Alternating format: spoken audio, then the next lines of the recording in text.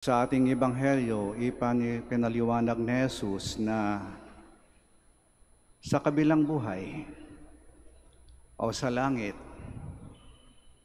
ay hindi na tayo mag-aasawa. Bakit? Kasi para na tayong mga anghel. Mawala na sa atin ang kamunduhan o ang tawag ng laman. Kaya hindi ka na maghanap ng asawa, hindi ka na mag-aasawa. Wala na yung tawag ng init ng katawan. Wala yon. Mawala na yon. Lilipas na yon. At hindi lang yung tawag ng laman, yung iba pang pangailangan ng ating katawan, mawala na rin. Hindi ka na maghanap ng masarap na pagkain. Hindi ka na maghanap ng magagandang damit. Hindi ka na maghanap ng maraming pera. Magandang bahay o magarang sasakyan. O masarap at komportableng buhay. Mawala na lahat yan . At hindi lang yung pangailangan ng katawan. Kahit na ang nararamdaman ng ating katawan. Mawala na yung galit. Mawala na yung takot. Mawala na yung inggit.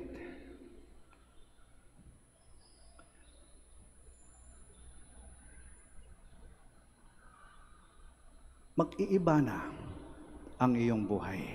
Ibig sabihin, lahat ng to nating naramdaman ngayon dito sa lupang ibabaw, naramdaman ng ating katawan, ay lilipas lahat.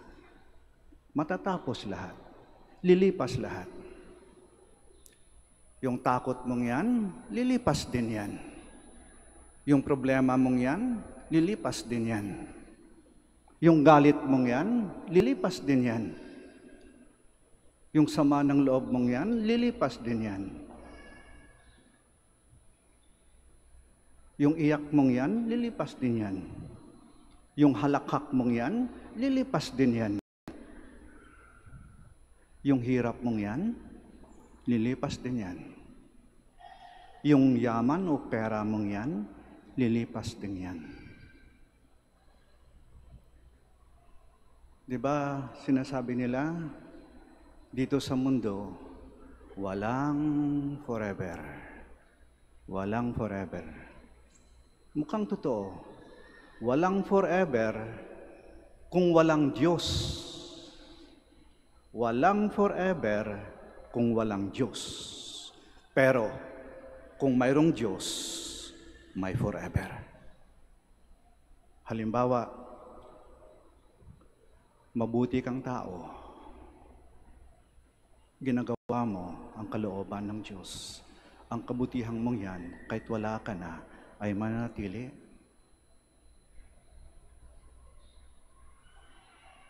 Banal kang tao. Totoong banal yung hindi nagbabanal-banalan.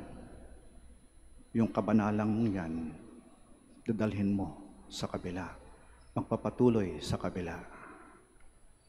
Kaya nga may nagsabi na, our heaven or our hell starts here on the earth.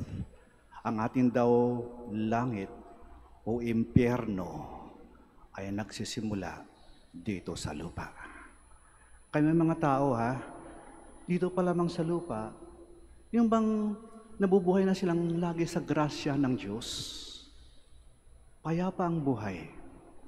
They have the peace of mind. Yung wala na silang kagalit o kaaway. O kung may kaaway man, pinatawad na nila.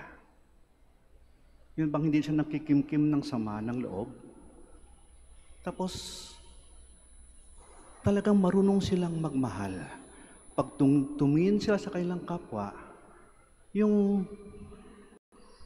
wala nang bahid ng kahalayan o kasamaan. Ngunit, respeto, paggalang, at malinis at dalisay na pagmamahal. Kaya ito yung mga tao na they have the peace of mind. nakakatulog ng mahimbing sa gabi, at pagkagising sa umaga, nakangiti sila, magaan ang pakiramdam. At ang kanilang galaw, para bang ang lapit-lapit nila sa Diyos. Kaya dito pa lamang sa lupa, nagsisimula na ang kanilang langit. And this will be forever and ever. So tingnan ninyo, may mga tao dito sa lupa, kala mo nasa impyerno na sila. Laging galit. Lahat ay kaaway. Walang makitang mabuti sa kapwa. Lahat pinagdududahan. Kaya dito pang sa lupa, pinaparusahan na sila. And this will be forever and ever. Kaya yan ha,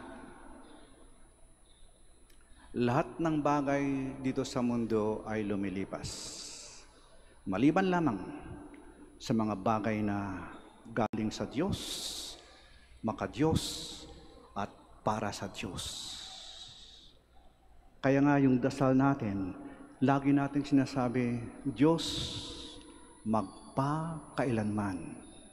God who lives and reigns forever and ever. Pag may Diyos, may forever.